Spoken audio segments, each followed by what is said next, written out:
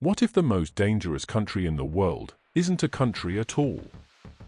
What if the war the United States and Israel are fighting in 2026 isn't against a government? Not against a regime? Not even against an ideology? What if it's against something much older? Much bigger? Something that has survived every invasion, every conquest, every empire that tried to erase it. They killed the supreme leader in March 2026. They thought it was over.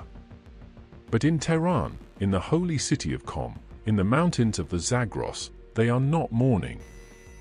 They are waiting. The West measures time in new cycles. Persia measures time in millennia. And according to their clock, the game has only just begun. This is the story you were never told. The story of a ghost, an empire, and the secret war for the soul of the world.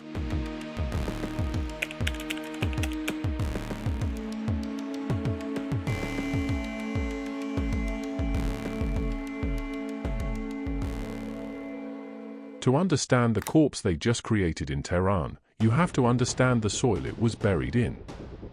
Iran is not a country. It is a civilizational state. It has been a continuous cultural and political entity for over 2.5 millennia. It begins with one man, Cyrus. Not just a king, a paradigm shift. While the Assyrians ruled by terror, impaling their enemies on stakes, Cyrus did something the world had never seen. He walked into Babylon not as a conqueror, but as a liberator. The Bible itself records it. Cyrus freed the Jews from captivity. He funded the rebuilding of their temple. Why? Was it kindness? Perhaps. But more likely, it was the first documented case of soft power. Cyrus understood something that the United States still struggles with. You can conquer bodies with swords, but you conquer souls with respect. Then came Darius. Darius the Great. He built the Royal Road, 1,600 miles from Susa to Sardis. On that road, a system of relay stations allowed a royal message to travel the distance of the entire empire in 9 days. 9 days! In an era when most messages moved at the speed of a horse, Persia moved at the speed of light. This was the first information superhighway. And with it came the first postal system.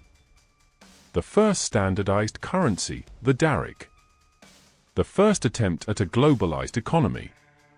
And then, Persepolis. The ceremonial capital. Built not just to house a king, but to awe the world. Reliefs on the Apadana stairway show delegations from 23 subject nations bringing gifts: Ethiopians, Indians, Ionians, Scythians. All different. All unified under one idea, the Pax Persica, the Persian peace. But here is the secret. The conspiracy, if you will. The Persians believed they were fighting a cosmic war. They were Zoroastrians. They believed in one god, Ahura Mazda, locked in an eternal battle with the spirit of evil, Angra Mainyu. The King of Kings wasn't just a politician. He was the instrument of God's will on earth. His job was to expand the kingdom of order, Asher, and push back the forces of chaos, Drudge. Sound familiar? It should. This dualistic thinking, good versus evil, order versus chaos, is the same framework that drives modern Washington. George W. Bush's axis of evil? That's Zoroastrianism filtered through a Christian lens. They don't realize they're playing Persia's game. But order has enemies. And for Persia, the enemy wore helmets and fought naked in the mountains of Greece. You know the story. Marathon. Thermopylae. Salamis. The West loves this story. The brave Greeks, fighting for freedom against the despotic Persian horde. Leonidas and his 300 Spartans, holding the pass, dying for liberty. It's a great story. It's also mostly propaganda. Our entire view of Persia comes from Greek sources. Herodotus, the father of history, was also the father of spin. To the Greeks, Persia was the t'other, the barbarian. But the word barbarian simply meant someone who doesn't speak Greek. It had nothing to do with civilization. The truth? The Persian Empire was arguably more civilized than the Greek city-states. They had women in positions of power. They had religious tolerance. They had a functional bureaucracy. Athens had slavery and kept its women locked in the house. But the West won the narrative war. And when Alexander the Great burned Persepolis in 330 BC, the world cheered. Persia was dead. Long live the West. Alexander, drunk on wine and conquest, put the torch to the greatest city on earth. Legend says it was at the urging of a courtesan, Thais. But the real reason? Erasure. He wanted to erase the memory of Persia so that Greece would be remembered as the only source of civilization. But here's the thing about fire. It doesn't destroy seeds. It just clears the ground for new growth. For 500 years, the land of Iran was ruled by foreigners. First the Seleucids, Alexander's successors. Then the Parthians, a nomadic Iranian tribe who remembered the old ways. The Parthians did something brilliant. They didn't try to rebuild the empire. They just waited. They absorbed Greek culture, minted Greek coins, and quietly preserved the Persian soul in the countryside. Then, in 224 AD, a Persian priest king named Ardashir rose up. He overthrew the Parthians and declared the Second Persian Empire, the Sasanian Empire. And this is where the conspiracy gets interesting. The Sasanians didn't just copy the Achaemenids. They claimed to be their direct heirs. They went into the ruins, they read the inscriptions, and they rebooted the empire. They made Zoroastrianism the official state religion. They created a rigid class system. They built an empire that saw itself as the center of the world, the Iran Shah, the realm of the Aryans. For 400 years, the Sasanians were the superpower of the East. They fought the Romans to a standstill. They captured Roman emperors. They built the Great Arch of Ctesiphon, which still stands today. And they developed a concept that would define Iran forever. Divine glory. The idea that kingship is not just a job, but a sacred trust. A light that passes from king to king, from dynasty to dynasty, as long as the king is righteous. Think about that. A divine light, passing through history. Cyrus had it. Ardashir claimed it. And in 2026, when the supreme leader was killed, did the light go out? Or did it just move to the next vessel? The Sasanian-Roman wars were the world wars of antiquity. They drained both empires. They left them exhausted, vulnerable.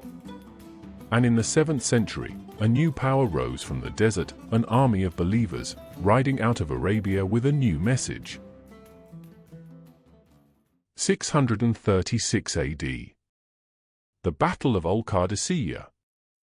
The Sasanian army, with its war elephants and heavy cavalry, faces the Arab Muslims. The Persians lose. The last Sasanian king, Yazdegerd III, flees. He is murdered by a miller for his jewels in 651 AD. The empire falls. Islam spreads.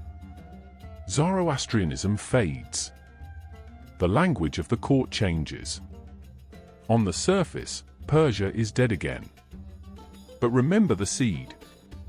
The Persians did something remarkable. They converted to Islam, yes. But they didn't become Arabs. They became Muslims who were Persian. And within 200 years, the Persians took over the Islamic world. The Abbasid Caliphate, based in Baghdad, was run by Persian administrators.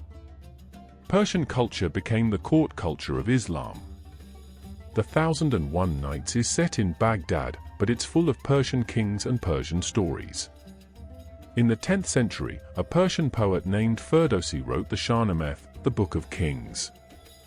It's an epic poem, 50,000 couplets long, telling the story of Persia from the beginning of time to the Arab conquest. Why is this important? Because Ferdowsi wrote it in pure Persian. He avoided Arabic words. He was preserving the soul of the nation in verse. To this day, every Iranian child reads the Shahnameh. It is their Homer, their Bible, their constitution. The Persians learned the ultimate survival skill, how to be conquered without being erased. You can change their religion. You can change their alphabet. But you cannot kill the story they tell themselves about who they are. 1501, a new power rises in Iran. The Safavids. They are Sufi mystics, warriors, and they do something radical. They declare that Iran will be Shia Muslim. Not Sunni, like the Ottomans, like the Arabs. Shia. For those who don't know, after the Prophet Muhammad died, there was a dispute over who should lead. The Sunnis said the most qualified. The Shia said the family of the Prophet, specifically, Ali, the Prophet's cousin and son-in-law. The Shia believe that Ali and his descendants were the true leaders, the Imams. And they believe the 12th Imam, the Mahdi, went into hiding and will return at the end of time to fill the world with justice. Why does this matter? Because the Safavids made this the state religion of Iran. They created a religious identity that was uniquely Persian, distinct from the Ottoman Empire next door. It was a firewall. A declaration of independence. We are not you. Under Shah Abbas, Iran becomes a global power again. Isfahan is half the world. Persian carpets, Persian miniatures, Persian philosophy, it all flows out of Iran and into Europe, India, China. But the Safavids fall. And Iran enters a long, dark winter. The 19th century. The Qajar dynasty. Iran is weak. And the wolves are at the door. To the north, the Russian Empire is expanding. To the southeast, the British Empire in India. This is the great game, the spy versus spy conflict between Britain and Russia for control of Central Asia. And Iran is the board. Iran loses war after war to Russia. They lose the Caucasus, modern-day Georgia, Armenia, Azerbaijan. Thousands of Iranians are suddenly subjects of the Tsar. And then, in 1908, oil is discovered. Everything changes. Iran isn't just a strategic buffer anymore. It's a treasure chest. The British buy a majority stake in the Anglo-Persian oil company, later BP. The Iranian people get 16% of the profits. 16%. This is the original sin of the 20th century.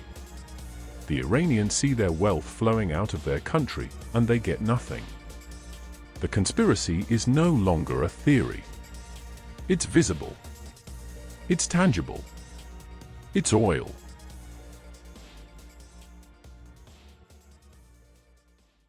Enter Mohammad Mossadegh.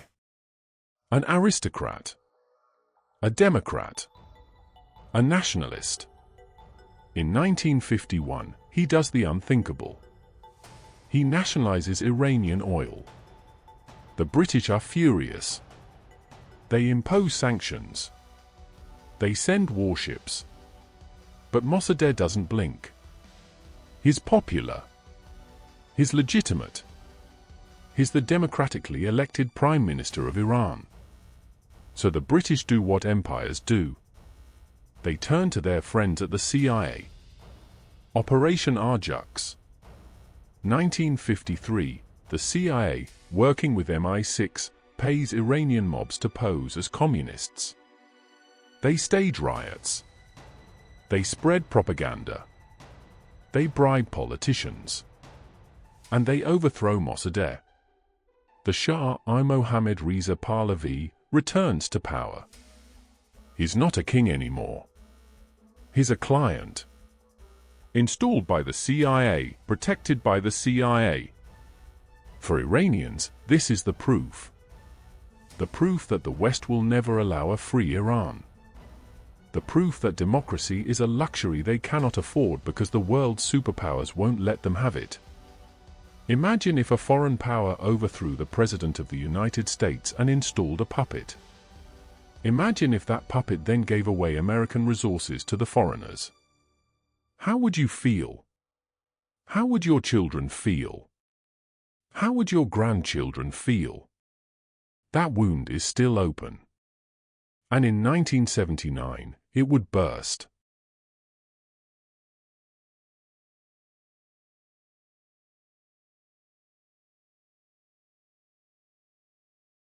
(1979) The Revolution. Millions in the streets. The Shah flees. The Ayatollah returns. But the revolution is hungry. It needs a target. November 4, 1979.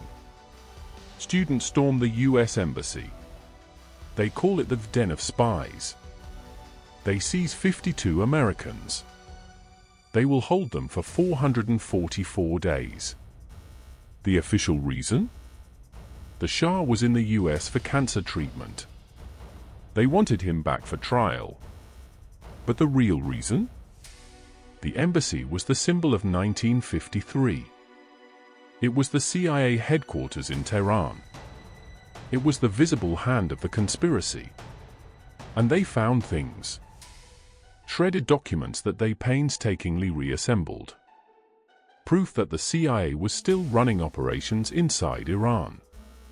Proof that the conspiracy was alive. The hostage crisis wasn't just a kidnapping. It was an exorcism. Iran was trying to drive out the demon of foreign control. For America, it was humiliation. For Iran, it was catharsis. And it created a template for how the world would see Iran forever: hostile, fanatical, dangerous. But here's the question that haunts historians: was the hostage crisis actually a trap? Did the new Islamic Republic need the crisis to consolidate power? Did they use those 52 Americans as a human shield, ensuring that the US couldn't intervene to stop them from crushing their internal enemies? The hostages were released on January 20, 1981, the exact minute Ronald Reagan was inaugurated. Coincidence? Or the October surprise, a secret deal between the Reagan campaign and Iran to delay the release until Carter was defeated? The evidence is circumstantial. But the belief is real. And in the Middle East, belief is reality. To understand Iran today, you have to understand Shia eschatology, the study of end times. The Shia believe in the hidden Imam, the Mahdi, who will return to defeat evil and establish global justice. This isn't just theology. It's political philosophy. It means that all temporal power is temporary. All governments are placeholders. True authority belongs to the hidden Imam. Khomeini took this concept and revolutionized it. He created Velayat-e Faqih, the guardianship of the jurist. The idea that, until the Mahdi returns, a just Islamic jurist must rule. Not a king. Not a president. A religious scholar. This is why the West can't understand Iran. They think they're dealing with a normal government. They're not. They're dealing with a government that sees itself as the caretaker for a messiah. A government that measures time in centuries, not election cycles. The conflict with Israel? It's not just politics. In Shia eschatology, the return of the Mahdi is preceded by chaos and war. Some believe that the destruction of Israel is a prerequisite for his coming. Others believe that the Mahdi will himself destroy the enemies of Islam. When Iranian leaders talk about wiping Israel off the map, they aren't just posturing. For many of their followers, they are speaking prophecy. The West hears rhetoric. Iran hears destiny. Iran is not a conventional military power. They don't have the technology or the budget to fight the US head-on. So they built something else. An octopus. Hezbollah in Lebanon. The Shia militias in Iraq. The Houthis in Yemen. Hamas and Islamic Jihad in Palestine. The Assad regime in Syria. All connected. All armed. All funded. All waiting. This is the axis of resistance. It's Iran's answer to the US policy of containment. The Americans surround Iran with bases. Iran surrounds the Americans with proxies. If you attack Iran, you don't fight the Iranian army. You fight 1,000 little wars, from the Mediterranean to the Red Sea to the Persian Gulf. Your supply lines get cut. Your allies get hit. Your economy grinds to a halt. In 2019, Iran, or their proxies, attacked the heart of Saudi oil production. The world supply dropped by 5% in hours. They did it with drones and cruise missiles, not jets or carriers. Cheap weapons beating expensive systems. This is the Persian way of war. Don't fight the enemy where they are strong. Fight them where they are weak. Make them bleed slowly. Outlast them.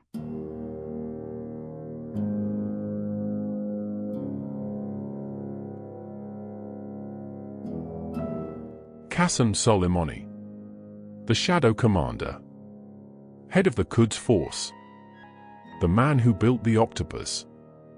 To Iranians, he was a hero, the defender of the homeland. To Americans, he was a terrorist, responsible for hundreds of US deaths in Iraq. January 3, 2020. Trump orders a drone strike at Baghdad airport.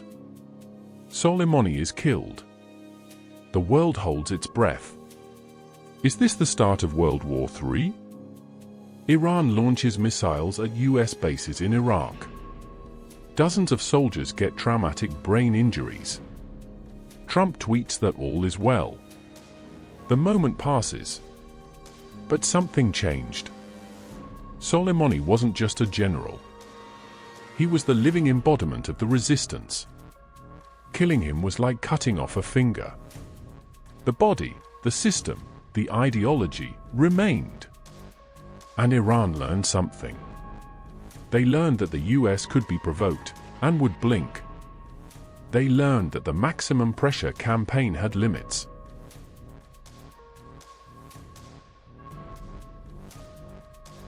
The nuclear program. This is what the West fears. A Persian bomb. But ask yourself, why does Iran want a bomb? To use it? That would be suicide. Israel has hundreds of warheads. The US has thousands. Iran would be vaporized. No. Iran wants the bomb for the same reason North Korea wants it: leverage. The bomb is the ultimate insurance policy. It's the one thing that guarantees the regime's survival. In 2015, the world made a deal. The JCPOA. Iran would limit its program in exchange for sanctions relief. It was a diplomatic masterpiece. And it worked. Then, in 2018, Trump pulled out. He called it the worst deal ever. He reimposed sanctions. He escalated. And Iran responded by restarting its program. The conspiracy-minded in Tehran saw this as proof. See? The West doesn't want a deal. They want regime change. They want us weak. And inside Iran, the regime faces a crisis. The young people hate the restrictions. The economy is crushed by sanctions. The woman, life, freedom protests shake the foundations. Is the regime about to fall? Or is it about to strike back? And so we arrive. March 2026. It's a Friday. Negotiations in Vienna are reportedly close to a deal. The diplomats are optimistic. And then, the skies over Tehran light up. The targets are precise. The Supreme Leader's compound. Military command centers. Nuclear facilities. The US and Israel have launched Operation, whatever they'll call it. Operation Epic Fury. Take out the head. Let the body die. But look closer. The Supreme Leader is dead. But the streets aren't celebrating. The regime isn't collapsing. Instead, something strange happens. Within hours, Iranian missiles strike US bases in Qatar and the UAE. The Strait of Hormuz is on fire, tankers burning, shipping stopped. Hezbollah rockets rain on Haifa. The Houthis hit Abu Dhabi. The Iraqi Shia militias attack the Green Zone. The octopus is awake.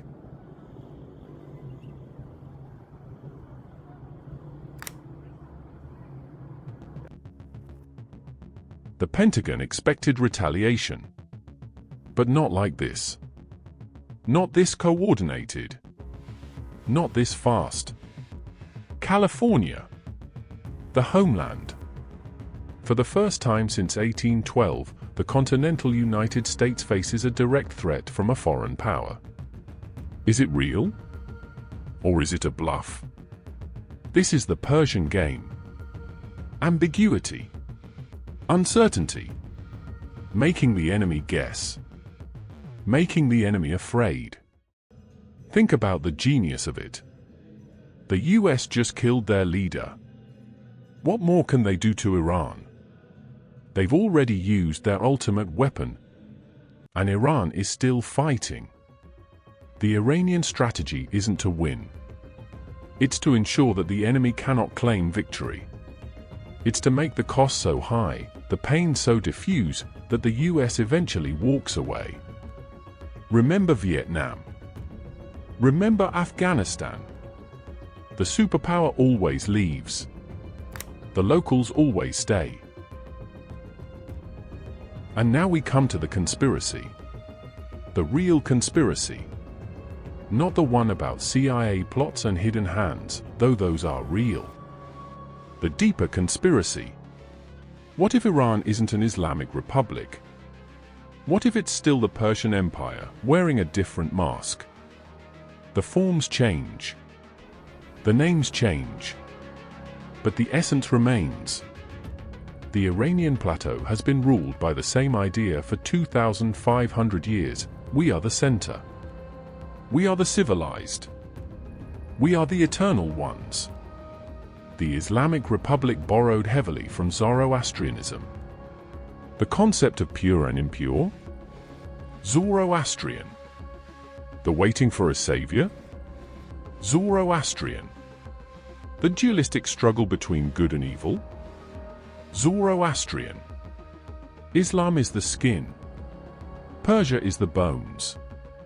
Even the protesters, the ones burning headscarves, the ones shouting for freedom, they are products of Persia.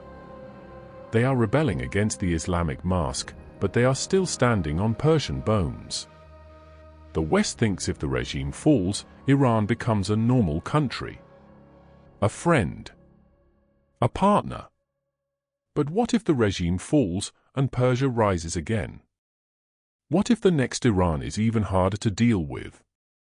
What if the next Iran is a democracy armed with nuclear weapons, fueled by nationalist pride, and led by people who remember 1953 like it was yesterday? Cyrus the Great is buried in a simple stone tomb. No gold. No jewels. Just a chamber, waiting. On his tomb, an inscription. Alexander the Great read it when he conquered Persia. It said, "O man, whoever you are and wherever you come from, for I know you will come, I am Cyrus, who founded the Persian Empire. Do not begrudge me this bit of earth that covers my bones." Humility in death. Greatness in life. That is the paradox of Persia. They killed the supreme leader in 2026. They thought they were killing the revolution. But the revolution is just the latest name for something much older. The conspiracy? It's that the West is fighting a ghost. A ghost that has survived Greeks, Arabs, Mongols, Turks, British, Russians, and Americans. A ghost that knows how to wait. Iran will not surrender. Not because they are fanatics, but because they have been here before. They have been conquered a dozen times. And every time, they have outlived the conquerors. The Roman Empire is dust. The British Empire is a memory. The American Empire is young. It doesn't know yet that empires die. But Persia knows. Persia has watched them all die. And Persia is still here. The ghost is watching. And the ghost is patient. What do you think? Will Iran survive this war? Is the Persian ghost real? Comment below. Please share, like and subscribe for more content like this. Stay curious and question everything.